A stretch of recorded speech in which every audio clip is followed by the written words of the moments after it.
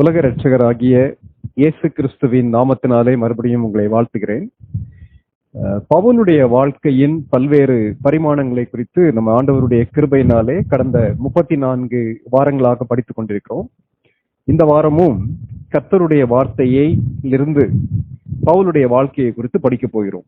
பவுலுடைய வாழ்க்கையில இதற்கு முன்பாக நம்ம படித்தது பவுல் சந்தித்த உபத்திரவங்கள். ஒரு விசுவாசி, ஒரு ஊழியக்காரன் தேவனுக்கு உண்மையாக வாழும் போது, ஊழியம் செய்யும் போது கண்டிப்பா பிரச்சனை உண்டு. இது வேதம் கற்றுக் கொடுக்கக்கூடிய சத்தியம். பல்வேறு விதமான உபத்திரவங்கள் வழியாக பவுல் கடந்து சென்றார் என்பதை படித்தோம். அடுத்தது போன வாரத்திலிருந்து 34வது வாரத்திலிருந்து பவுலுடைய ஊழியத்தை குறித்து படிக்க ஆரம்பித்தோம்.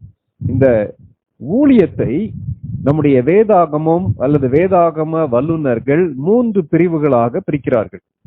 பவுல் ஒரு ஐட்டினரி ஒர்க்கர். பல்வேறு இடங்களுக்கு பயணம் செய்து மக்களை சந்தித்து அவர்களை கிறிஸ்துவண்டை வழிநடத்தக்கூடிய ஒரு ஆவிக்குரிய தலைவன், ஒரு ஊழியன். பவுலுடைய பயணத்தை 3 மிஷனரி பயணங்களாக பிரிக்கிறார்கள். நம்ம போன முறை முதல் மிஷனரி பயணத்தை குறித்து படிக்க ஆரம்பித்தோம். முதல் மிஷனரி பயணம் எங்க ஆரம்பிக்குது? 13வது அதிகாரம் முதல் வசனத்திலிருந்து 15வது அதிகாரம் 35ஆம் வசனம் வரைக்கும், அல்லது 13வது அதிகாரம் முதல் வசனம் முதல் 14வது அதிகாரம் 28ஆம் வசனம் வரைக்கும் முதல் மிஷனரி பயணம். அதை குறித்து படிக்க ஆரம்பித்தோம். டீட்டெயில்டா படிக்க போறோம். 2வது மிஷனரி பயணம், 2வது அருட்பணி பயணம், செகண்ட் மிஷனரி ஜேர்னின்னு சொல்லி பார்க்கும்போது 15வது அதிகாரம் 36ஆம் வசனம் முதல் 18வது அதிகாரம் 22ஆம் வசனம் வரைக்கும் இருக்கு. அது என்ன மிஷனரி பயணம்? முதல் மிஷனரி பயணம், 2வது மிஷனரி பயணம் நம்ம கேட்கலாம். கர்த்தர் வழி நடத்தினபடி திருச்சபையில இருந்து கர்த்தர் அழைத்த ஊழியத்திற்கு பவுலையும் பர்னபாவையும், பவுலையும் சீலாவையும் தெரிந்து கொண்டு அனுப்புகிறார்கள். அப்போ அவங்க போய் ஊழியம் செய்துவிட்டு தான் தோன்றித்தனமாக நாங்க செஞ்சுட்டோம், உங்களுக்கு எனக்கு சம்பந்தம் கிடையாது, நான் கர்த்தருக்கு மாத்திரம் கணக்கு கொடுத்தா போதும்னு சொல்ல மறுபடியும் எருசலேமுக்கு வருகிறார்கள். வந்து தங்களுடைய காரியங்களை பகிர்ந்து கொள்கிறார்கள். மற்ற விசுவாசிகளோடு, அப்போஸ்தலரோடு ஐக்கியப்படுகிறார்கள். மறுபடியும் கர்த்தருடைய வழி நடத்தின்படி சந்திக்கப்படாத இடங்களை சந்திப்பதற்கு, ஏற்கனவே சந்தித்த மக்களை பலப்படுத்துவதற்காக பவுல் ஊழியத்துக்கு மறுபடியும் கிளம்பி போறார்.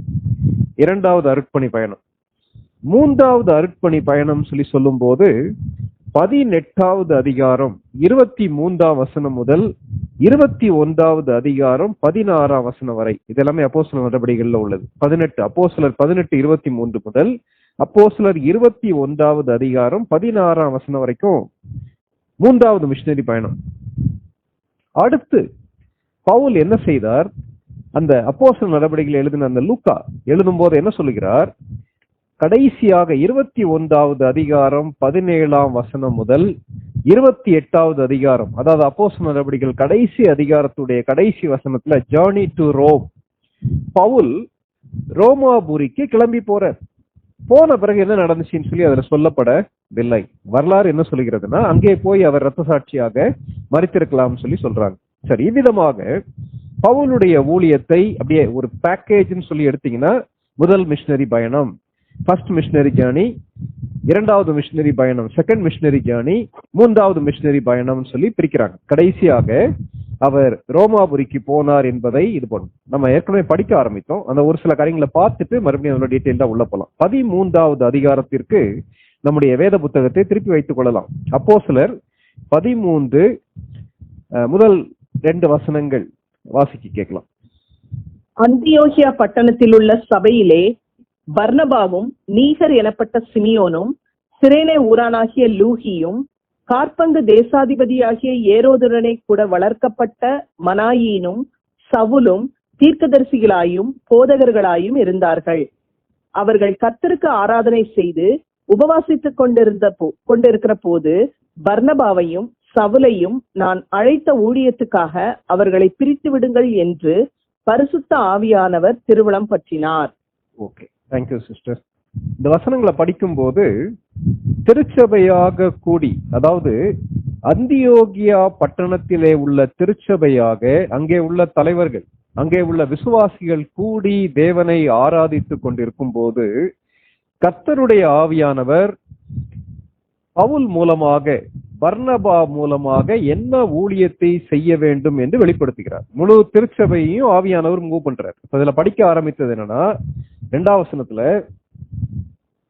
நான் அழைத்த ஊழியத்துக்காக அவர்களை பிரித்து விடுங்கள் என்று பரிசுத்த ஆவியானவர் திருவுளம் பற்றினார். தேவனுடைய சித்தப்படியான ஊழியம் சொல்லி படித்தோம்.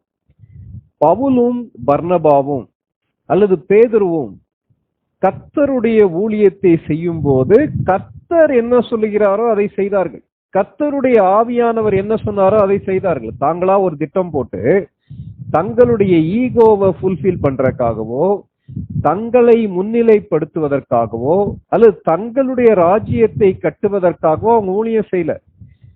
ஊழியக்காரன்ற வார்த்தைக்கு என்ன அர்த்தம்னா வேலைக்காரன் சொல்லி அர்த்தம். டூலோஸ்ன்ற வேர்டு, அதாவது அடிமைகள் சொல்லி அர்த்தம். யாருக்கு அடிமைகள், யாருக்கு வேலைக்காரர்? ஜீவனுள்ள தேவனுக்கு வேலைக்காரர். ஆகவே எஜமானர் அவர். அவர் என்ன சொல்லுகிறாரோ அதை செய்தார்கள் பவுலும் பர்னபாவும். இதை கேட்டதுக்கு அருமையான சகோதர சகோதரிகளே, நம்முடைய வாழ்க்கையுடைய தலையாய நோக்கம் என்ன தெரியுமா? தேவனுடைய சித்தத்தை செய்து முடிப்பது. அது தனி வாழ்க்கையாகவும் இருக்கலாம், குடும்ப வாழ்க்கையாகவும் இருக்கலாம், நம்முடைய ஊழியமாக இருக்கலாம், எதுவாக இருக்கலாம். வாழ்க்கையின் ஒரே ஒரு நோக்கம் என்னன்னா, அந்த ரோமர் 12வது அதிகாரத்துல படிக்கிறோம்ல, முதல் 2 வசனங்கள்ல, தேவனுடைய நன்மையும் பிரியமும் பரிபூரணவுமான சித்தம் இன்னதென்று பகுத்தறியத்தக்கதாக உங்கள் மனம் புதிதாகிறதுனாலே மறுரூபமாகுங்கள் சொல்லி படிக்கிறோம். பவுல் ரட்சிக்கப்பட்ட பின்பு அவருடைய வாழ்க்கையின் ஒரே ஒரு நோக்கம் என்னன்னா, தேவனுடைய எதிர்பார்ப்புகளை நிறைவேற்ற வேண்டும். ஆண்டவர் எனக்கு என்ன சொல்றாரோ அதை நான் செய்வேன். அதான் அவருடைய வாழ்க்கையின் ஒரே நோக்கம். பவுல் பண்ணின முதல் ஜெபத்தை நம்ம படிச்சிருக்கோம். அப்போஸ்தலர் 9வது அதிகாரத்துல படிக்கும் போது, ஆண்டவரே நான் என்ன செய்ய சித்தமாய் இருக்கிறீர்னு சொல்லி தெளிவாக ஜெபிக்கிறார். அப்போ கர்த்தரிடத்துல கேட்கிறார், கர்த்தரிடத்துல விசாரிக்கிறார். இந்த இடத்துல முழு திருச்சபையையும் ஆவியானவர் மூவ் பண்ணி அசைத்து இவர்களை தான் தெரிந்து கொண்ட ஊழியத்துக்கு என்று அனுப்பி வைக்கும்படியாக கேட்கிறார். அப்படி கேட்கும் போது இவங்க என்ன செய்யறாங்கன்னா, தேவனுடைய சித்தத்திற்கு கீழ்ப்படுகிறார்கள். இன்றைக்கு ஒரு தவறான போதனை விசுவாசிகள் மத்தியில இருக்கு. என்ன போதனைனா, முழு நேரமாக கர்த்தர் யாரையும் ஊழியத்திற்கு அழைக்க மாட்டார் அப்படின்னு சொல்லி ஒரு போதனை இருக்கு. அதாவது பேதுரு முழு நேரமாக ஊழியம் செய்தார், அதை பத்தி பேச மாட்டாங்க. பவுல் என்ன செஞ்சார்னா கூடார வேலையை செய்தார். ஆகவே ஒரு ஆர்கனைசேஷன்ல போய் வேலை பார்த்து, ஆர்கனைசேஷன்னா ஒரு அருட்பணி ஸ்தாபனத்திலே அல்லது மிஷன் ஆர்கனைசேஷன்ல வேலை பார்த்து, அங்க உள்ள அந்த ஸ்தாபனத்துல இருந்து சேலரி வாங்கி அந்த சேலரியின் அடிப்படையில ஊழியம் செய்வது தவறு என்று போதிக்கக்கூடிய மக்கள் இருக்காங்க. அருமையான தேவனுடைய மக்களே, தேவன் எவ்விதமாக நாம் ஊழியம் செய்ய வேண்டும் என்று எதிர்பார்க்கிறான்றத படிக்கிறதுக்கு அப்போஸ்தலர் நடபடிகள் நம்ம படிக்கணும். அதே நேரத்துல ஆண்டவர் போதித்த அந்த சுவிசேஷ நற்செய்தி நூல்களை படிக்கணும். அதே நேரத்துல நிருபங்களையும் படிக்கணும். ஓவரால் வேதாகமத்துடைய கான்செப்ட் அடிப்படையில பார்க்கும்போது தேவன் ஒவ்வொருவருக்கும் ஊழியத்துல ஒவ்வொரு பங்கை வைத்திருக்கிறார். எல்லாருமே ஊழியம் செய்யணும். முழு நேர ஊழியக்காரங்க மாத்திரம் ஊழியம் செய்யணும்னு சொல்லி அர்த்தம் இல்ல. ஒரு சிலரை ஒரு ஆசிரியரா வச்சிருக்கலாம், அல்லது ஒரு சிலரை IAS ஆபீசரா வச்சிருக்கலாம், ஒரு சிலரை ஹோம் மேக்கரா வீட்டுல வச்சிருக்கலாம். எந்த பொறுப்புல இருந்தாலும் சரி, சுவிசேஷத்தை அறிவிக்க வேண்டியது, அருட்பணியிலே ஈடுபட வேண்டியது நம்முடைய பொறுப்பு. அதே நேரத்துல கர்த்தர் சில நேரத்துல சில மக்களை அவர் எதிர்பார்க்கக்கூடிய இடத்திற்கு முழு நேரமா போறதுக்கும் அனுப்ப வேண்டும் என்று விரும்புகிறார். இந்த இடத்துல சபையை, அந்தியோகியா சபையில பரிசுத்த ஆவியானவர் விசுவாசிகளுக்கு, தலைவர்களுக்கு சொல்லும் போது என்ன சொல்றாருன்னா, இந்த சவுல் இங்க இருக்கிறாங்க, அதாவது பவுல் இங்க இருக்கிறாங்க, பர்னபா இங்க இருக்கிறாங்க, அவங்க இங்க இருக்க வேண்டிய அவசியம் இல்லை. இவர்களை கொண்டு அநேக தேசங்கள், அநேக நாடுகளை சந்திக்க வேண்டும் என்று நான் விரும்புகிறேன். அந்த ஊழியத்துக்கு என்று இவர்களை அழைத்திருக்கிறேன். ஆகவே அவங்களை அனுப்பி விடுங்கன்றாங்க. அவங்க கிளம்பி போனாங்க வேலை பார்க்கறதுக்காக போல, முழு நேரமாக கர்த்தருடைய பணியை செய்வதற்காக போனாங்க. அப்போ இதை படிச்ச உடனே எல்லாருமே முழு நேர ஊழியத்துக்கு வந்து விட வேண்டுமா? அப்படி அர்த்தம் இல்ல. தேவன் என்ன சொல்லுகிறாரோ, அவருடைய சித்தம் எதுவோ அதை செய்வதற்கு நாம் ஆயத்தமாக இருக்க வேண்டும். நம்ம கேட்க வேண்டிய கேள்வி, ஆண்டவரே இந்த ஊர்ல என்ன எதுக்காக நீங்க வச்சிருக்கீங்க, இந்த பணியில எதற்காக என்ன வச்சிருக்கீங்க, உம்முடைய சித்தம் எதுவாக இருந்தாலும் நான் கீழ்ப்படிவதற்கு ஆயத்தம் நம்ம சொல்லும் போது ஒரு சில நேரங்கள்ல கூட்டை கலைத்து விட்டு வேலையை விட்டுட்டு கர்த்தர் எங்க போக சொல்றாரோ என்ன செய்ய சொல்லுகிறாரோ அதை செய்வதற்கு ஆயத்தமாக இருக்க வேண்டும். இன்னைக்கு அநேக விசுவாசிகளுக்கு இதுல பிரச்சனை. ஆண்டவரே உம்முடைய சித்தத்தின்படி நான் ஊழியம் செய்யலும், உம்முடைய சித்தம் என்னன்னு சொல்லி ஜெபித்துட்டா ஒருவேளை கர்த்தர் எனக்கு பிடிக்காத ஒரு காரியத்தை செய்ய சொல்லிடுவாரோ அல்லது முழு நேரமாக அவருடைய ஊழியத்துக்கு அழைத்து விடுவாரோ என்ற பயம் அநேகருக்கு உண்டு, பெற்றோருக்கு உண்டு. பிள்ளைகளுக்காக ஜெபம் பண்ண மாட்டாங்க, ஆண்டவரே இந்த பிள்ளைகளை உம்முடைய சித்தத்திற்கு ஒப்பு கொடுக்கிறேன்னு ஜெபம் பண்ண மாட்டாங்க. ஆனா வேதாகமும் கற்றுக் கொடுக்கக்கூடிய காரியம், தேவனுடைய ஊழியம் என்பது, பவுலுடைய ஊழியம் என்பது தேவனுடைய சித்தத்தின்படி அவர்கள் செயல்பட்டார்கள். கேட்டதுக்கு அருமையான சகோதர சகோதரிகளே, டிஃபரெண்ட் ஏஜ் குரூப்ல நீங்க இருக்கீங்க. இந்த ஐக்கியத்துல ஆண்டவருடைய கிருபையினால ஸ்டூடெண்ட்ஸ் இருக்காங்க, யங்ஸ்டர்ஸ் இருக்காங்க, என்னை விட வயதுல மூத்த அநேக அண்ணன்மார்கள் அக்காமார்கள்லாம் இருக்கீங்க. உங்களுடைய ஈடுபாட்டுக்காக ஐக்கியத்துக்காக ஆண்டவருக்கு அதிகமாக நன்றி செலுத்துகிறேன். அதே நேரத்தில் நம்ம கேட்க வேண்டிய கேள்வி, நம்முடைய பிள்ளைகளாக இருந்தாலும் சரி நாம இருந்தாலும் சரி, கர்த்தருடைய சித்தத்தின்படி நாம் ஊழியம் செய்கிறோமா? இது மிக மிக முக்கியமான ஒரு கேள்வி. ஒருவேளை கர்த்தருடைய சித்தத்தின்படி நாம் ஊழியம் செய்யாவிட்டால் நம்முடைய வாழ்க்கையில் தேவனுடைய திட்டத்தை நாம் இழந்து விடுவோம். இதான் வேதாகமம் கற்றுக் கொடுக்கக்கூடிய ஒரு காரியம். இன்னைக்கு ஆண்டவருடைய சித்தப்படி நம்ம ஊழியம் செய்யறோமா? பவுலுடைய ஊழிய பயணம் சொல்லும் போது அது அவரா ஒரு மாஸ்டர் பிளானை போட்டு அங்க எங்க போகணும்னு சொல்லி அவர் யோசிக்கல. திருச்சபையை பரிசுத்த ஆவியானவர் வழி நடத்தினார், அதனால போனாங்க. இது முதல் பாயிண்ட் நம்ம படிச்சோம். இரண்டாவது, தேவனுடைய ஆவியானவருடைய வழி நடத்தின்படி அவர்கள் போனார்கள் சொல்லி படித்தோம். அந்த நம்ம சகோதரி வாசிக்க கேட்டோம்ல, அதுல அந்த 13வது அதிகாரம் 2ஆம் வசனத்துல அவர்களை பிரித்து விடுங்கள் என்று பரிசுத்த ஆவியானவர் திருவுளம் பற்றினார்.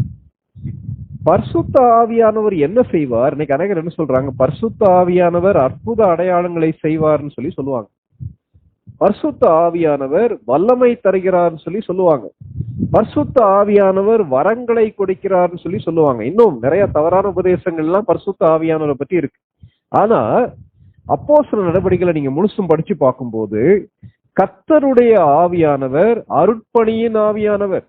அருட்பணியின் ஆவியானவர்னா சந்திக்கப்படாத மக்கள், சுவிசேஷத்தை கேட்டிராத மக்கள், நித்தியமான நரகத்துக்கு நேராக சென்று கொண்டிருக்கிற மக்களை கிறிஸ்துவுக்கு நேராக திருப்ப வேண்டும் என்று செயல்படக்கூடிய ஆவியானவர்.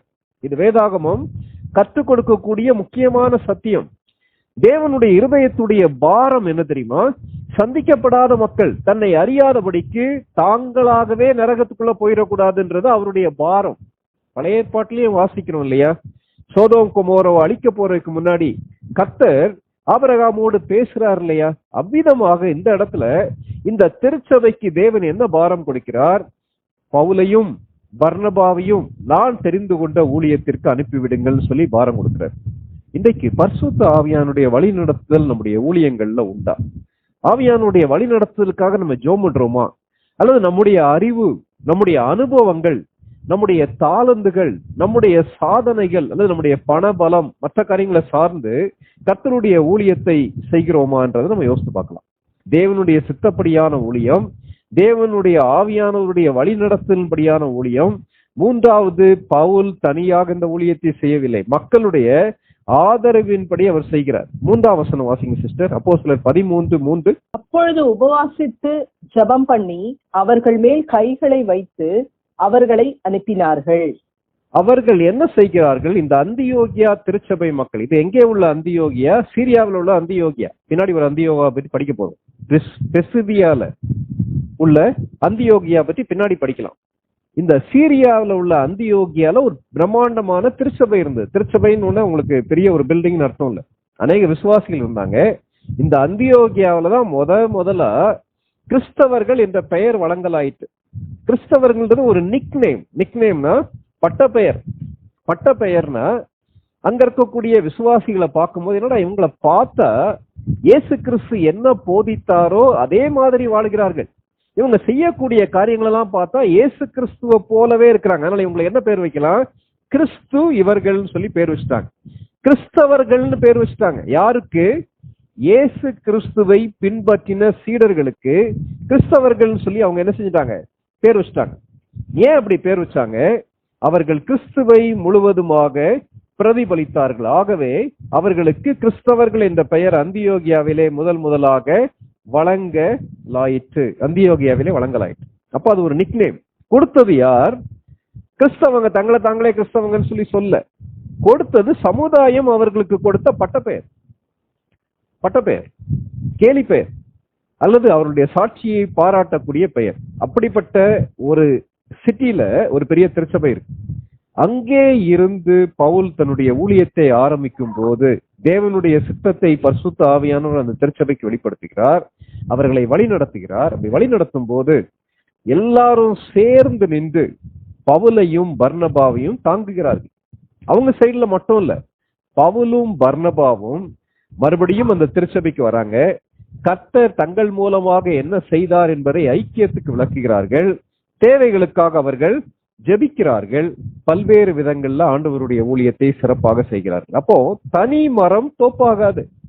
பவுலுடைய ஊழியத்துடைய வெற்றிக்கு மிக மிக அடிப்படையான காரணம், ரகசியம் என்னன்னா, அவரோடு நின்று தோள் கொடுக்கக்கூடிய அநேக மக்கள் இருந்தாங்க. நீங்க பாத்தீங்கன்னா பல்வேறு பங்கை பல்வேறு மக்கள் நிறைவேற்றினாங்க. அப்போ இது ரொம்ப முக்கியமான ஒரு காரியம். It is team ministry. சரி, இன்னைக்கு என்ன செய்ய போறோம்னா தொடர்ந்து படிக்க போறோம்.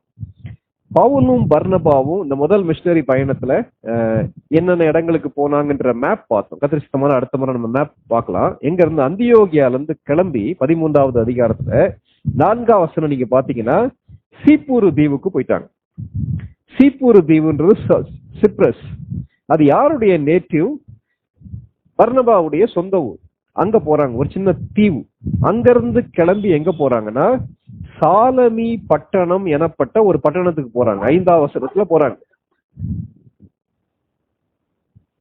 சாலமி பட்டணத்துக்கு அவங்க கிளம்பி போறாங்க. 5ஆம் வசனத்துல பாக்குறோம். அது எங்க இருக்கு? ஈஸ்ட் கோஸ்ட்ல இருக்கு. அங்க இருந்து எங்க கிளம்பி வராங்க? பாப்போ பட்டணத்துக்கு வராங்க. 6ஆம் வசனம் வாசிங்க. 13 அதிகாரம் 6ஆம் வசனம் சிஸ்டர் வாசிங்க. அவர்கள் பாப்போ பட்டணம் வரைக்கும் தீவை கடந்து வந்த போது பரியேசு என்னும் பேர் கொண்ட மாய வித்தைக்காரனும் கள்ள தீர்க்கதரிசியுமான ஒரு யூதனை கண்டார்கள். அங்க போறாங்க. நீங்க பாத்தீங்கன்னா ஒவ்வொரு ஊராக பவுலும் பர்னபாவும் கடந்து போறாங்க.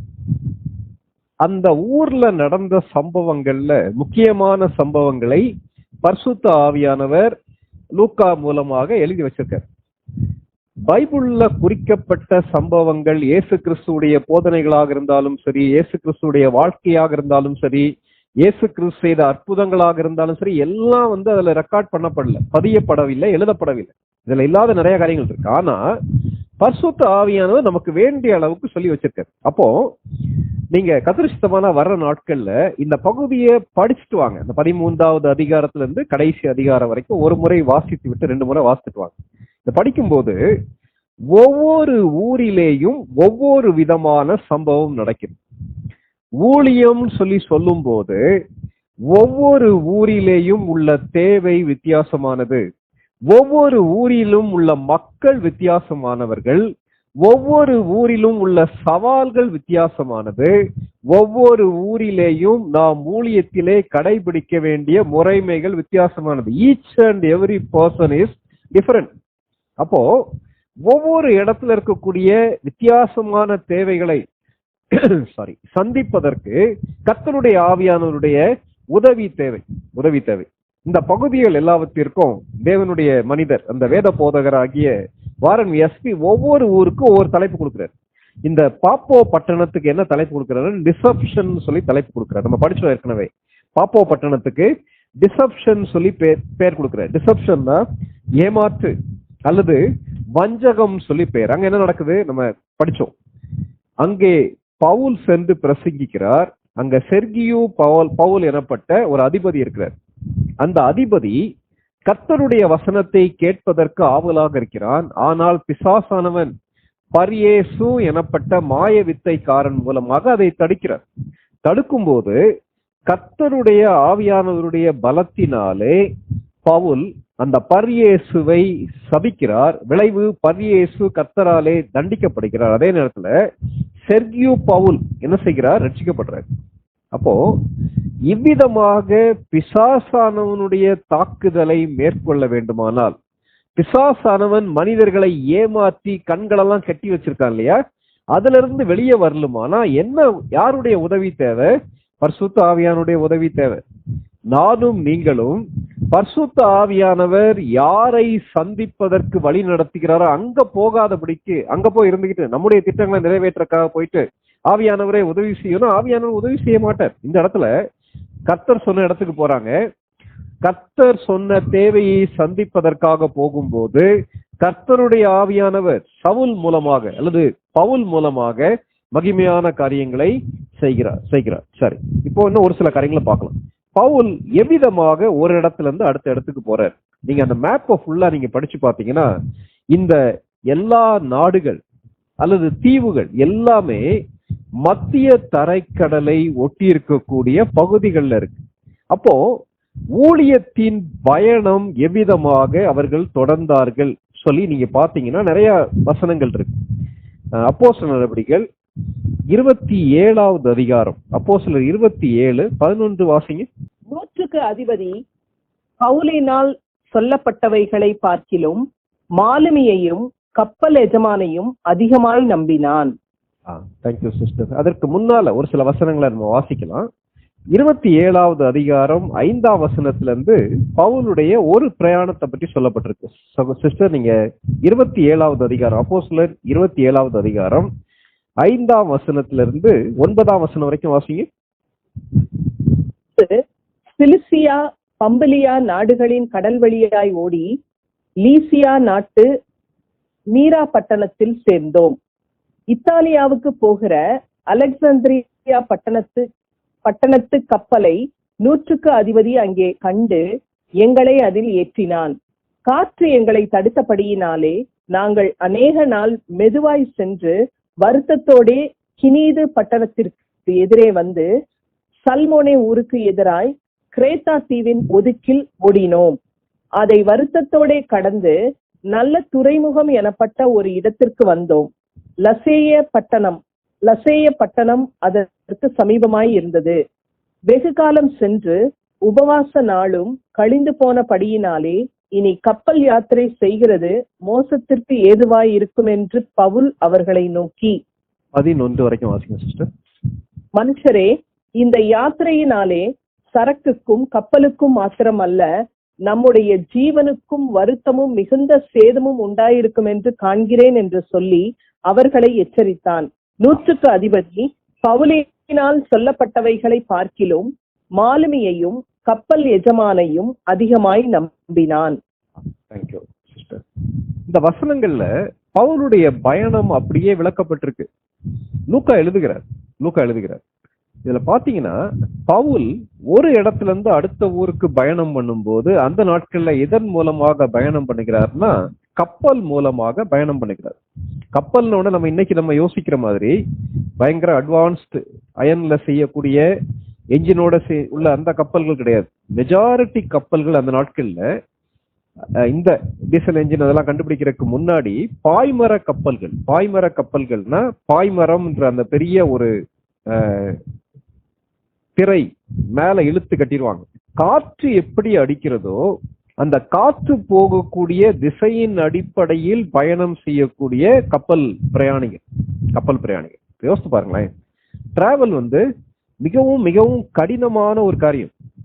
கப்பல் பயணம் என்பது அந்த சீ சிக்னஸ் சொல்லுவாங்க.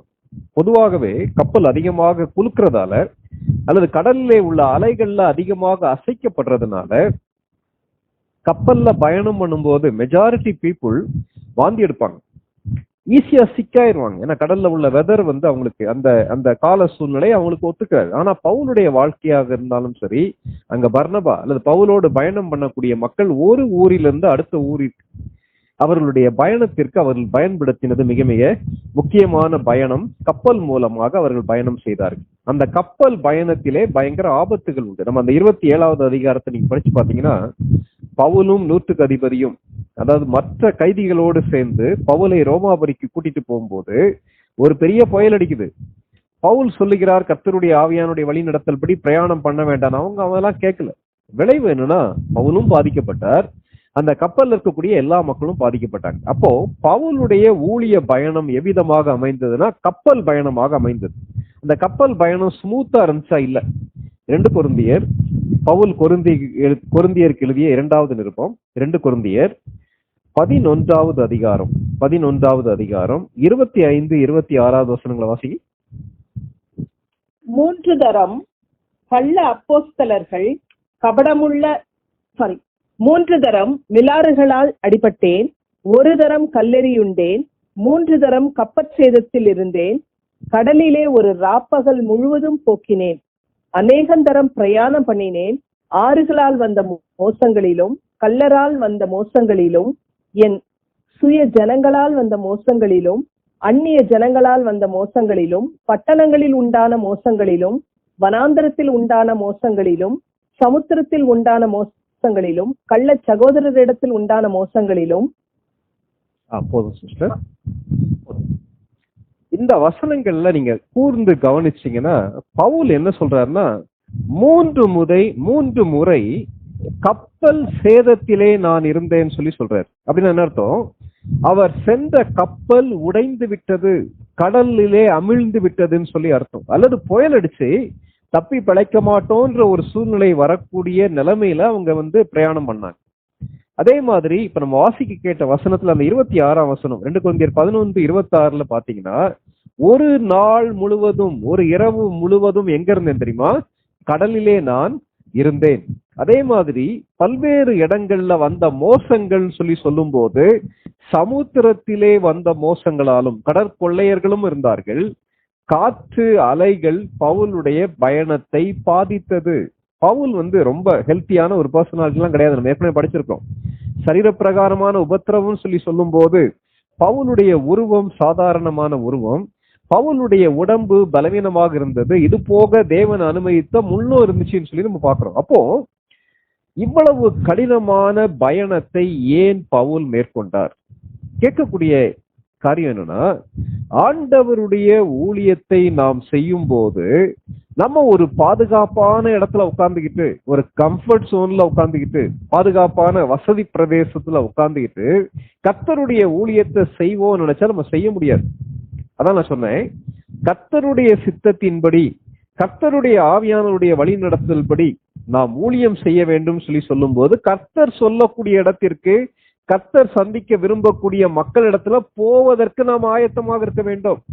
அப்படி போகும்போது நம்முடைய ரெகுலர் ஷெட்யூல் பாதிக்கப்படும்.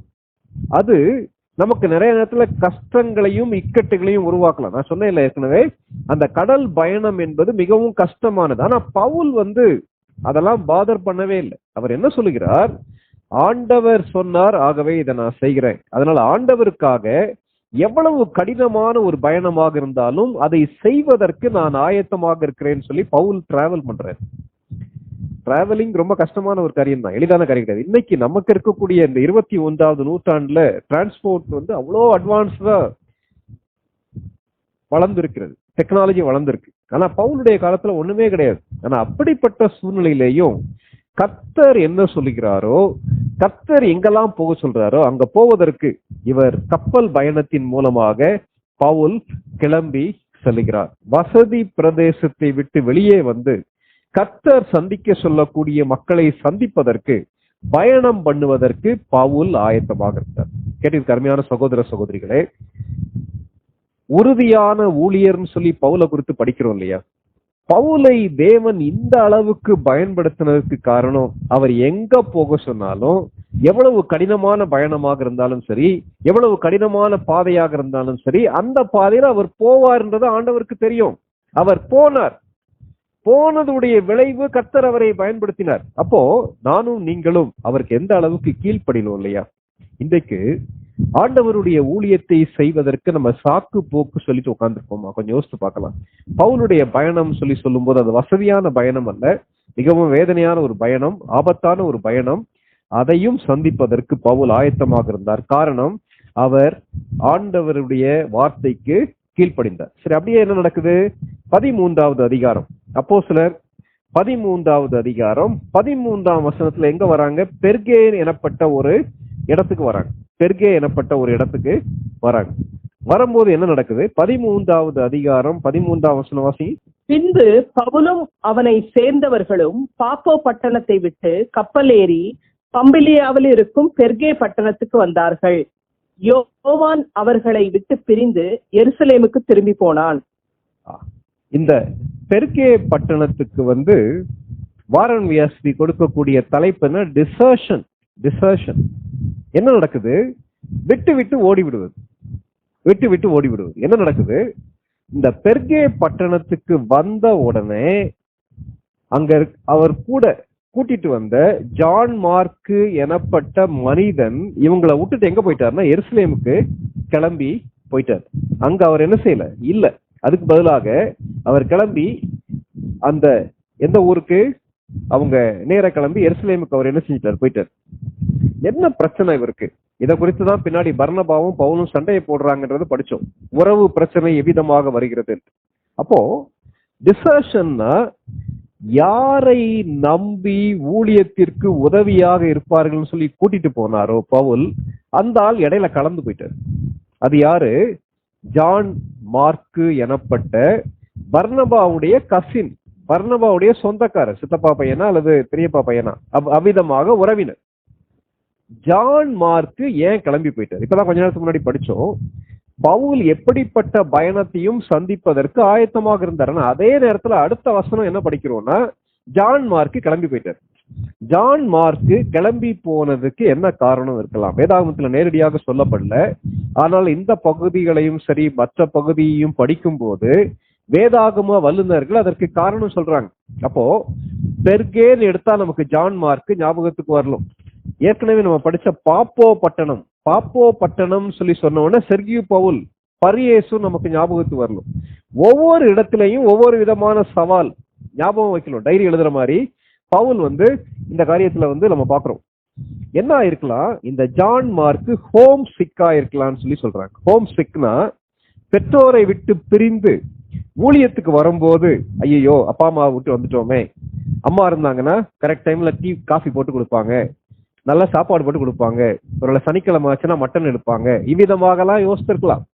அவங்க வீட்டுல மட்டன் எடுத்தாங்களா, காஃபி போட்டு கொடுத்தாங்களான்னு சொல்லி கேட்காங்க. நமக்கு கான்டெக்ட் புரியுற மாதிரி சொல்றேன். இதெல்லாம் விட்டுட்டு இந்த பவுலோட சேர்ந்து பர்னபாவோட சேர்ந்து இந்த கப்பல்ல கிடந்து படாத பாடுபட்டு பிரயாணம் பண்ணும் போது இவருக்கு தன்னுடைய வீட்டு ஞாபகம் அதிகமாக வந்திருக்கலாம். ஹோம் சிக்கா இருக்கலாம். அதனால அவர் என்ன செஞ்சிருக்கலாம்? கிளம்பி போயிருக்கலான்றாங்க.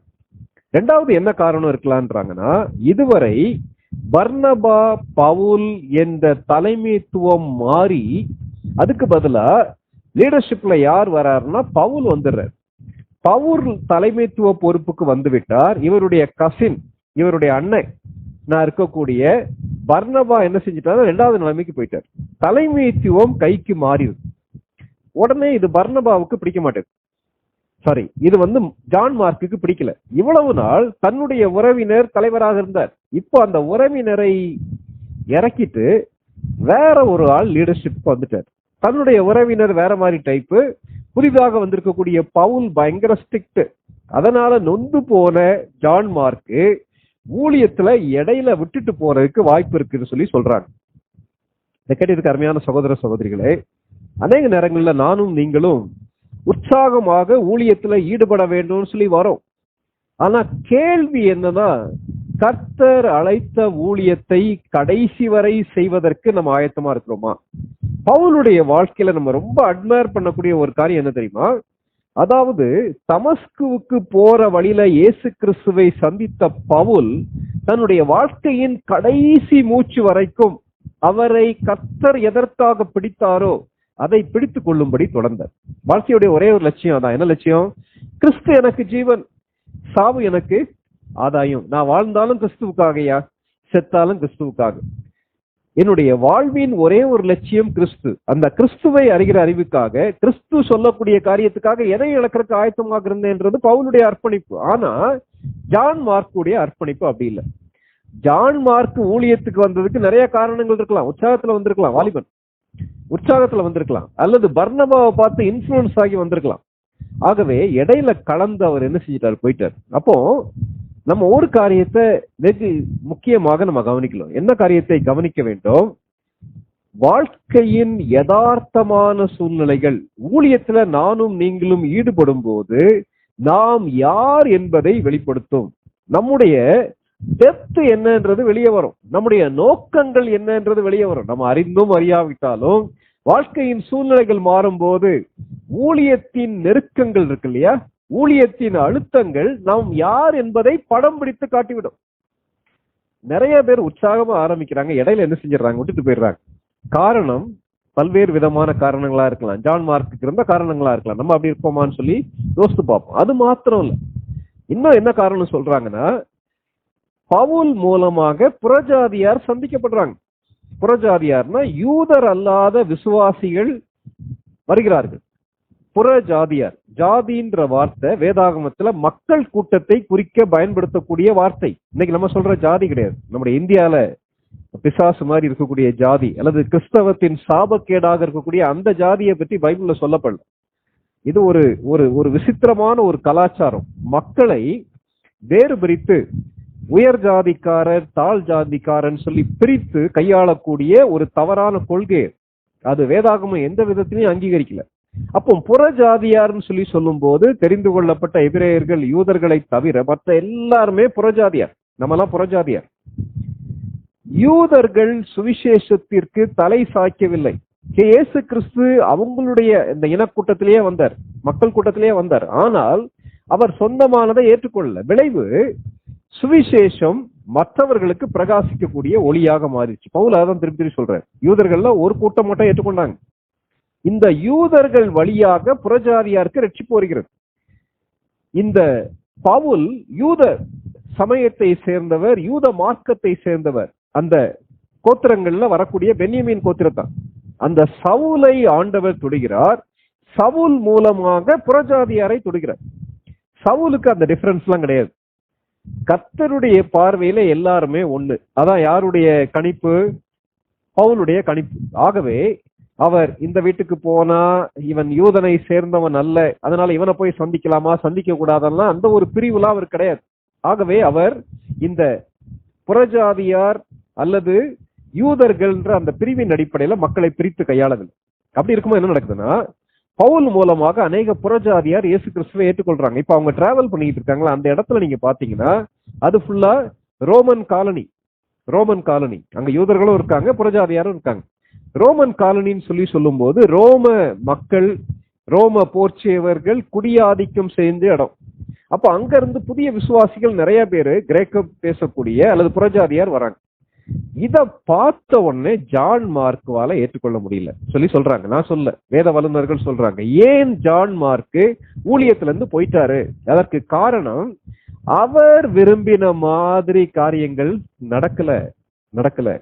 அவர் விரும்பின மாதிரி மக்கள் அங்க இல்ல. எந்த மக்களை வெறுத்தாரோ அதே மக்கள் அங்க வராங்க. இதை அவராலே ஏற்றுக்கொள்ள முடியாதபடிக்கு ஜான் மார்க்கு கிளம்பி போயிருக்கலாம்னு சொல்லி சொல்றாங்க.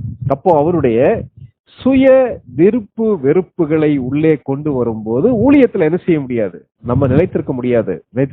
எதுக்காக பரிசுத்த ஆவியானவரை எழுதி வச்சிருக்காரு? நானும் நீங்களும் கடைசி வரை தொடர்ந்து ஊழியத்துல முன்னேற வேண்டுமானால் ஹோம் சிக்கானா தொடர முடியாது, நம்முடைய விருப்பு வெறுப்புகளுக்கு இடம் கொடுத்தனா தொடர முடியாது. அது மாத்திரமல்ல, என்ன இருக்குன்னா அந்த சூழ்நிலை இருக்குல்ல, அதாவது பவுலும் பர்னபாவும் பயணம் பண்ணக்கூடிய இடம் ரொம்ப ஒரு டஃப்பான ஒரு இடம். 3700 ஃபீட் உயரம் உள்ள இடத்துல பவுலும் பர்னபாவும் பிரயாணம் பண்ணி போறாங்க. பயங்கர கரடு முரடான ஒரு மலை பகுதி. இந்த இடத்தை பார்த்த உடனே ஜான் மார்க்வால இப்படிலாம் டிராவல் பண்ண முடியாது, இதெல்லாம் ரொம்ப கஷ்டமான இடம், ஆகவே நான் பஸ்ஸாம கிளம்பி எங்க போயிடுறேன், எருசலேமுக்கு போறேன்னு சொல்லி கிளம்பி போயிடுறேன். ஆண்டவர் சொன்னதை செய்வதற்கு, எதையும் இழப்பதற்கு ஜான் மார்க்கு ஆயத்தமாக இல்லை. இன்னும் என்ன சொல்றாங்கன்னா, ஏன் இந்த இடத்துக்கு வந்த உடனே ஜான் மார்க்கு கிளம்பி போயிட்டாருன்னா, அவர் அது வரைக்கும் தான் வரணும்னு சொல்லி யோசித்திருக்கலாம். நான் இவ்வளவு தூரம் இவனுக்கு ஃபுல்லா அலைவாங்கலாம் அவர் யோசிக்கல. ஆகவே இந்த பாப்போ பட்டணம் முடிஞ்ச பிறகு பெர்கே வந்த உடனே அவர் இடத்த காலி பண்ணி அவர் என்ன செஞ்சிடறாருன்னா கிளம்பி போயிடுறாரு. இத பார்த்த உடனே பவுலால ஏற்றுக்கொள்ளவே முடியல. 15வது அதிகாரம், அப்போஸ்தலர் 15வது அதிகாரம் 37, 38வது வசனங்களை வாசிங்க. 37, 38. அப்பொழுது பர்னபா என்பவன் மார்க்கு என்னும் பெயர் கொண்ட யோவானை கூட அழைத்து கொண்டு போக வேண்டும் என்றான். பவுலோ, அவன் பம்பலியா நாட்டிலே நம்மை விட்டு பிரிந்து நம்மோடே கூட ஊழியத்துக்கு வராததினாலே அவனை அழைத்து கொண்டு போக கூடாது என்றான். 2 பேரும் தலைவர்கள். தொடர்ந்து ஊழியத்துக்கு போகும்போது மறுபடியும் ஜான் மார்க்க கூட்டிட்டு போகணும்னு சொல்லி யார் சப்போர்ட் பண்றா? பர்னபா சப்போர்ட் பண்றாரு. அந்த பகுதியை நம்ம ஏற்கனவே படிச்சோம். அவர்களுடைய பார்வை வித்தியாசமானது, அணுகுமுறை வித்தியாசமானது, நோக்கம் வித்தியாசமானதுன்னு சொல்லி படிச்சோம் ஏற்கனவே பவுலை பத்தி படிக்கும்போது. அப்போ அவங்க கூட்டிட்டு போகணும்னு சொல்லும் போது பவுல் சொல்லக்கூடிய கம்ப்ளைண்ட் என்னன்னா, Paul accused his lack of commitment. John மார்க்குவுக்கு இருக்க வேண்டிய அளவுக்கு அர்ப்பணம் இல்லை, ஆகவே அவரை ஊழியத்துக்கு கூட்டிட்டு போக கூடாதுன்றது. ஒன்ஸ் ஃபார் ஆல் பவுல் அவரை வெறுத்துட்டாரா? இல்லையே, இல்ல. அப்போ ஜான் மார்க்கு மாதிரி ஆட்களை பற்றி ஊழியத்துல எதற்காக எழுதப்பட்டிருக்கிறது? ஜான் மார்க்கு மாதிரி நெகட்டிவ் எக்ஸாம்பிளை பத்தி எதுக்கு எழுதியிருக்கு? ஜான் மார்க்குவை கேவலப்படுத்துவதற்காக பரிசுத்த ஆவியானவர் எழுதியிருக்காரா? இல்லையே, இல்ல. ஜான் மார்க்கு சென்று விட்டார் என்பதை எழுதியிருக்கு. ஆனா பவுலும் அதே மாதிரி பர்னபா தனியா பிரிஞ்சு போயிட்டார் என்பதும் எழுதப்பட்டிருக்கு. பவுல் தொடர்ந்து அந்த கர்த்தருடைய பணியை செய்தார் என்பதும் எழுதப்பட்டிருக்கு. அப்போ ஜான் மார்க்குவையும் பவுலையும் ஒப்பிட்டு பார்க்கும் போது ஜான் மார்க்கு அநேக காரியங்களுக்கு கிரயம் கொடுப்பதற்கு தயாராக இல்லை. விளைவு ஊழியத்துல இடையில போயிட்டார். பழைய ஈடுபாடு இல்லை, பழைய தரிசனம் இல்லை. கிளம்பி எங்க போயிட்டாருன்னா எருசலேமுக்கு போயிட்டார். இன்னும் என்ன தெரியுமா சொல்றாங்க? எருசலேமில இருந்து ஒரு கூட்ட யூதர்கள் கிளம்பி வந்து பவுலுடைய ஊழியத்தை பார்த்து யூதர்களை தூண்டிவிட்டு பவுலை கல்லெறிஞ்சி அடிச்சு போட்டுறாங்க. இந்த பிரச்சனைக்கு காரணம் யாராக இருக்கும்ன்றாங்கன்னா ஜான் மார்க்ன்றாங்க. இவர் போய் எருசலேம்ல போய் என்ன நடந்துச்சு இதெல்லாம் சொன்னாரோ, விளைவு என்னன்னா அங்க யூத மார்க்கத்தை கண்டு வெறியாக செயல்பட்ட ஜூடாயிசர்ஸ் அங்கிருந்து கிளம்பி வந்து பவுலுக்கு எதிராக ஊழியத்துக்கு தடையா மாறிட்டாங்கன்னு சொல்லி சொல்றாங்க. இருக்கலாம். சரி, அப்போ இப்படிப்பட்ட ஒரு ஆளுக்கு ஊழியத்துல வாய்ப்பு உண்டா இல்லையா? நமக்கு கூட அநேகத்துல நமக்கு கேள்வி வருது இல்லையா? எனக்கு உடம்புல அவ்வளவு ஹெல்த் கிடையாது. பவுல் மாதிரி மிகவும் தைரியமான ஆள் நான் கிடையாது. பர்னபா பவுல் டிராவல் பண்ற மாதிரி எங்களால் டிராவல் பண்ண முடியாது. இப்படிலாம் இருக்கும்போது நிறைய நேரங்கள்ல ஊழியம் செய்யலாம்னு சொல்லி ஆசையா போகும்போது சூழ்நிலைகள் என்னால தாக்குப்பிடிக்க முடியாதபடிக்கு நான் வந்துட்டேன். இப்படிப்பட்ட மக்களுக்கு ஹோப் உண்டான்னு சொல்லி பார்த்தா அவர்களுக்கும் நம்பிக்கை உண்டு என்று வேதாகமும் சொல்லுகிறது. 2 தீமோத்தேயு, பவுல் தீமோத்தேயுக்கு எழுதிய 2வது நிருபம், 2 தீமோத்தேயு 4வது அதிகாரம் 11ஆம் வசனம் வாசிங்க. 2 தீமோத்தேயு 4:11. லூக்கா மாத்திரம் என்னோட இருக்கிறான், மார்க்குவை உன்னோட கூட்டிக் கொண்டு வா, ஊழியத்தில் அவன் எனக்கு பிரயோஜனம் உள்ளவன். ஊழியத்திலே அவன் எனக்கு பிரயோஜனம் உள்ளவன். இந்த டைம்ல பெர்கே பட்டணத்துல வரும்போது விட்டுட்டு போனது உண்மைதான். ஆனா அவர் அப்படியே இருந்துடல. யாரு? ஜான் மார்க் அப்படியே இருந்துடல. பின்னாடி அவர் மனம் திரும்பி இருக்க வேண்டும். மறுபடியும் ஆண்டவருடைய ஊழியத்திலே உண்மையும் உத்தமமாக உற்சாகமாக செயல்பட ஆரம்பிச்சிருக்கலாம். ஆகவே பவுல் என்ன சொல்றாருன்னா, அவனை ஒழிச்சிடலோன்னு சொல்லி யோசிக்கல. அவன் என்னுடைய ஊழியத்திலே மிகவும் பிரயோஜனம் உள்ளவன் சொல்லி சொல்றார். ஜான் மார்க் விட்டு சென்றான் என்பது உண்மை. ஆனால் ஊழியத்திலே விட்டு சென்ற ஜான் மார்க்குவுக்கு தேவன் மறுபடியும் ஒரு வாய்ப்பு கொடுக்கிறார். ஏ.டி. ராபர்ட்சன் எனப்பட்ட ஒரு தேவனுடைய மனிதர் ஜான் மார்க்குடைய இந்த செயலுக்கு இவ்விதமான ஒரு கமெண்ட் சொல்றார். என்ன சொல்றாருன்னா, mark flickered in the crisis. Mark flickered in the crisis. flickeredனா என்ன அர்த்தம்? இன்னைக்கு எல்லாமே எல்இடி பல்பு எல்லாம் வந்துருச்சு. ஒரு காலத்துல எல்லா வீட்லயும் டியூப் லைட் தான் இருக்கும். டியூப் லைட்டை நீங்க போட்டீங்கன்னா அது உடனே எரியாது. அதுவும் வோல்டேஜ் கம்மியா இருந்துச்சுன்னா வெட்டி அடிக்கும். ஒரு காரியத்தை சொல்லும் போது ஒரு நபர் புரிந்து கொள்றதுக்கு டைம் எடுத்தாங்கன்னா அவங்கள டியூப் லைட்னு சொல்லி அந்த நேரத்துல மற்ற ஸ்டூடெண்ட்ஸ் ஓட்டுவாங்க, கேலி பண்ணுவாங்க. அப்போ இந்த இடத்துல என்ன சொல்றாருன்னா, ஒரு தீவெட்டி அப்படியே பிரகாசிப்பதற்கு பதிலாக வெட்டி அல்லது அணைந்து அல்லது அப்படியே மினுமினுப்பது போல பாடுகள் மத்தியில, உபத்திரவங்கள் மத்தியில பிரகாசிக்க தவறின மார்க். ஆனால் but he did not completely go out, but the light did not completely go out. ஆனால் ஜான் மார்க்குவின் இடத்திலே காணப்பட்ட ஒளியும் வெளிச்சமும் முழுவதுமாக முற்றிலுமாக போய்விடவில்லை. இது எவ்வளவு முக்கியமான ஒரு காரியம் இல்லையா? ஊழியத்துல பாடுகளை பார்த்து, பிரச்சனைகளை பார்த்து, அல்லது ஆட்கள் எதிர்பார்த்து, மற்ற காரியங்களை பார்த்து ஊழியத்தை விட்டு போன ஜான் மார்க்கு பயனற்றவராக போய்விட்டாரா? இல்லையே. கர்த்தர் மறுபடியும் அவருக்கு ஒரு வாய்ப்பு கொடுத்து அவரை பயனுள்ளவராக மாற்றினாரே. இந்த பெர்கேல ஜான் மார்க்கு கிளம்பி போனாரு. ஒருவேளை இந்த ஜான் மார்க் இருக்கக்கூடிய இடத்துல, அந்த தலைமைத்துவத்துலதான் தீமோத்தேயுவை பவுல் ரீப்ளேஸ் பண்ணிருக்கணும்னு சொல்லி வேத வல்லுநர்கள் சொல்றாங்க. ஏன்னா பின்னாடி அதை பத்தி படிக்கிறோம். ஆனாலும் ஜான் மார்க்குவும் பின்வாங்கி போன ஜான் மார்க்கு, விட்டு போன ஜான் மார்க்கு, பலவீனமான ஜான் மார்க்கு, சவால்களை கண்டு சமாளிக்க முடியாத ஜான் மார்க்கு மறுபடியும் பவுலுடைய பார்வையிலே பயனுள்ளவராக, தேவனுடைய ஊழியத்திலேயும் பயனுள்ளவராக மாறினார். இது நமக்கு எவ்வளவு பெரிய நம்பிக்கை இல்லையா?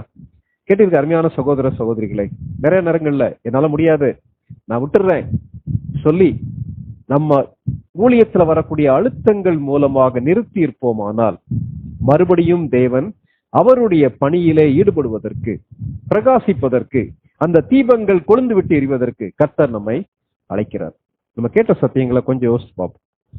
பவுலுடைய ஊழிய பயணத்துல அநேக காரியங்கள் நம்ம படிச்சோம். அவருடைய பிரயாணம் எவ்விதமாக இருந்தது, அவர் சந்தித்த சவால்கள் எவ்விதமாக இருந்தது, அவர் கூட உள்ள ஊழியர்கள் எவ்விதமாக இருந்தாங்க, முக்கியமாக ஜான் மார்க் எவ்விதமாக பின்வாங்கி போனார், அநேக காரியங்களை படிச்சோம்.